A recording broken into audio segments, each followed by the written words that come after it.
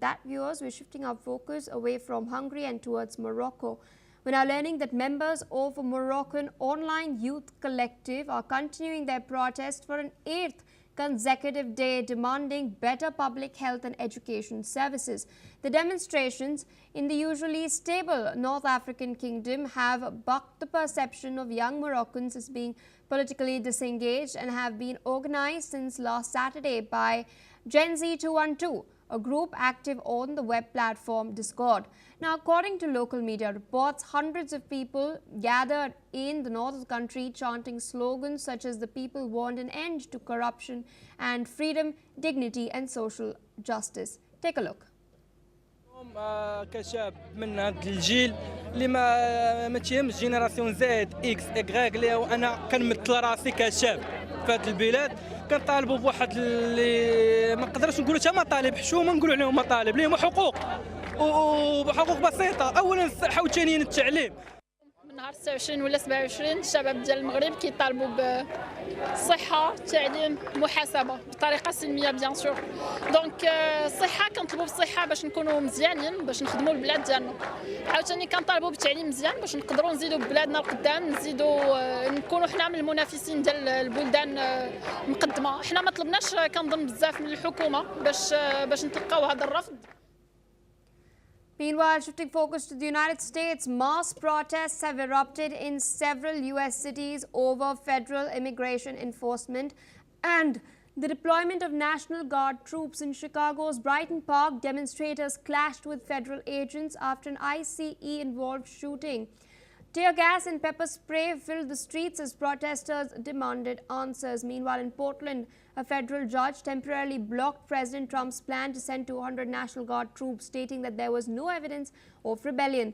Still, demonstrators gathered outside ICE headquarters, trading insults with federal officers. And in Memphis, students and activists marched against troop deployments and against Elon Musk's massive X AI data center, calling it an occupation of their city.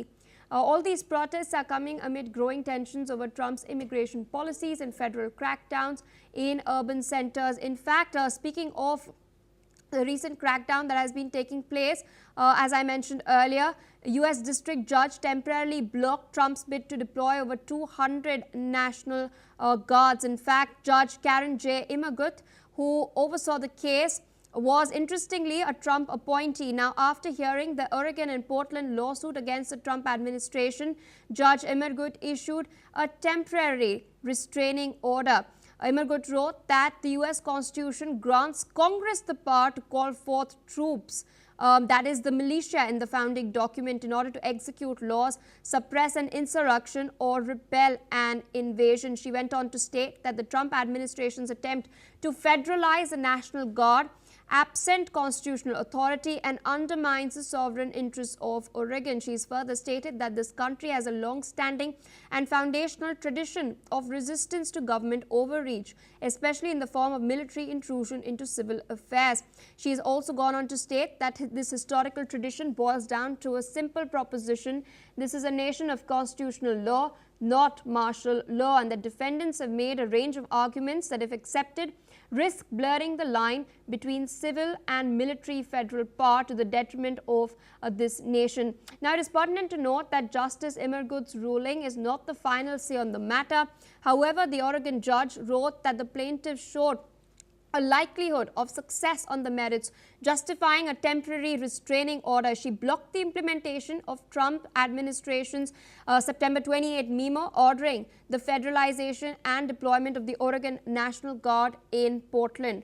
While in fact reacting to the court ruling, Oregon Governor Tina Kotek has stated that justice has been served and that truth has prevailed. Meanwhile, a White House spokesperson has suggested that the restraining order may be appealed by the Trump administration. The ruling is now being seen as a major setback for the Trump administration as it seeks to use military troops in some Democratic-run cities. Remember, earlier last month, a federal judge in California ruled that the Trump administration's use of the National Guard and Marines in Los Angeles was illegal. In that particular case, U.S. Judge Charles Breyer in San Francisco had ruled that the administration violated the Pos Comitatus Act, the 1878 law that prohibits the president from using the military as a domestic police force. But that's not all. These protests are also raging, especially after an incident in Chicago has also come to light. In fact, a U.S. federal agent had shot a woman in Chicago hours after the court had blocked Trump's troop order in Portland in Oregon.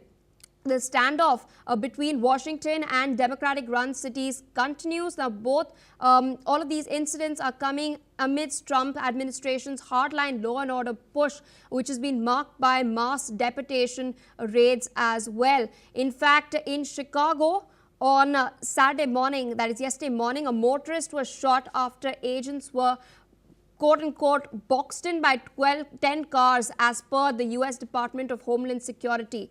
Now, the driver allegedly rammed her vehicle into the law enforcement vehicle, forcing agents to exit their car. In fact, DHS official Tricia McLaurin has stated that the driver was armed with semi-automatic weapon and was shot as law enforcement was forced to deploy their weapons and fire defensive shots at an armed U.S. citizen. Now, the unidentified motorist reportedly drove herself to the hospital to get care for the wounds.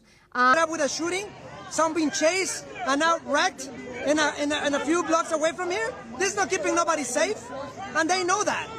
Look at what's going on. These are war zones. These are war zones in neighborhoods that are full of life, full of culture, full of life, full of vibrancy. We love our diversity. This is perpetrated by people that want to go back 100 years ago to the civil rights, when people lynch, when there are people getting lynched. This is what this is about, and we got to unite working people against this fascist authoritarian regime. Shifting focus away from the United States towards Indonesia, we're now learning that Indonesia's disaster mitigation agency has stated that the number of students confirmed dead after the collapse of an Islamic boarding school building has now risen to 36. Rescue workers are still continuing their efforts to search for the bodies of the 27 students who still remain missing, trapped under the rubble. Listen in to what an official from the disaster mitigation agency has said. Kita berhasil menemukan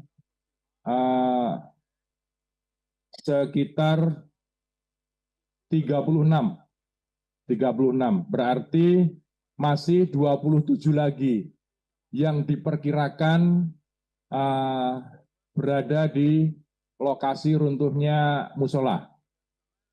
Tapi kita juga tidak bisa berpatokan sama yang 27 itu, ada kemungkinan juga lebih, ada juga kemungkinan kurang. Ini semua akan terlihat ketika nanti reruntuhan ini sudah bisa kita ambil semua rata dengan tanah. Meanwhile, authorities have also stated that cranes have been deployed to excavate debris and that evacuation efforts are 60% complete.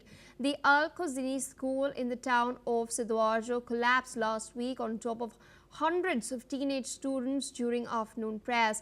The foundation of the school was unable to support the ongoing construction work on its upper floors, work that had not been authorized by local authorities. Now, rescuers received the parents' permission to make use of heavy equipment after failing to find signs of life during previous efforts. Rescuers have dug through tunnels in the remains of the building but have still not found any signs of life. All right, viewers, shifting focus to more developments, this time from Georgia. Large-scale protests have erupted in Georgia during municipal elections, with thousands gathering in Tbilisi, accusing the ruling Georgian Dream Party of authoritarianism and leaning towards Russia. The demonstrations turned violent when some protesters tried to break into the presidential palace compound. Police has declared that the rally was unlawful and responded with tear gas, pepper spray and water cannons. In fact, officials say that more than 24 people, including police officials and demonstrators, were injured. The government, meanwhile, insists that the elections were fair, claiming victory in every single municipality. But with opposition leaders jailed and EU talks suspended, protesters say they will continue their fight for democracy and fresh elections. Listen in. We are here for freedom of our country, for Euro integration, because we're the member of the Europe family, we're here for freedom of our political prisoners, and we demand Georgian dream, so-called Georgian dream, to leave us alone and go to their homeland, Russia. That's expression of deep crisis, which is absolutely formed by our pro-Russian and authoritarian government, and that's what's happening now. And I think this protest will continue until these demands will be responded properly from our government. That's what's happening, and yes, that's absolutely democratic process which is happening in the streets, and it's absolutely non-democratic process which is happening in the institutions, in the parliaments, and in the electoral process, and anywhere, you know. One of the main reasons why we've gathered here today is because we want to see that we're not alone in this, and we're trying to fight, well, now it's been a year, almost a year of non-stop protest every day. All right, viewers, with that, it's a wrap on this bulletin.